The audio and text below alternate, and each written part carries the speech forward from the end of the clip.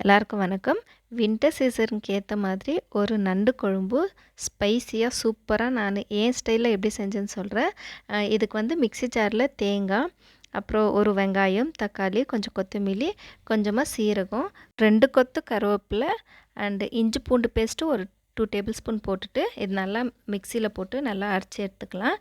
இப்போ கடாய் வச்சுட்டு ஒரு 1/2 டேபிள் ஸ்பூன் வெந்தயம், வெங்காயம், கருவேப்பிலை, ஒரே ஒரு தக்காளி போட்டு கொழும்பு மிளகாய் பொடி, வெறும் மிளகாய் பொடி, அப்புறம் பெப்பர் பொடி அண்ட் தனியா பொடி, மஞ்சள் பொடி இதெல்லாம் போட்டு கொஞ்சம் ஃப்ரை பண்ணிவிட்டு, அப்புறம் அரைச்சி வச்சுருக்கோம்ல தேங்காய் தக்காளி மசாலா அது போட்டுட்டு நல்லா கொஞ்சம் ஃப்ரை பண்ணுங்க.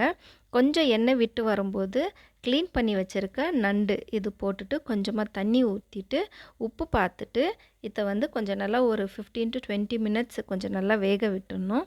ஸோ நல்லா வேக வந்துட்ட பிறகு பாருங்கள், நான் இதுக்கு புளி ஊற்றல, லெமன் தான் ஊற்றினேன். டேஸ்ட்டு செம்ம டிஃப்ரெண்ட்டாக இருந்துச்சு. லாஸ்ட்டில் கொத்தமல்லி போட்டு இறக்கணும்னா சூப்பரான நண்டு குழம்பு ரெடி. நான் வந்து இது ப்ரான் ரோஸ்ட்டும் பண்ணியிருக்கேன். நெக்ஸ்ட் வீடியோவில் சொல்கிறேன். இந்த வீடியோ பிடிச்சிருந்தால் லைக் பண்ணுங்கள். பாய்.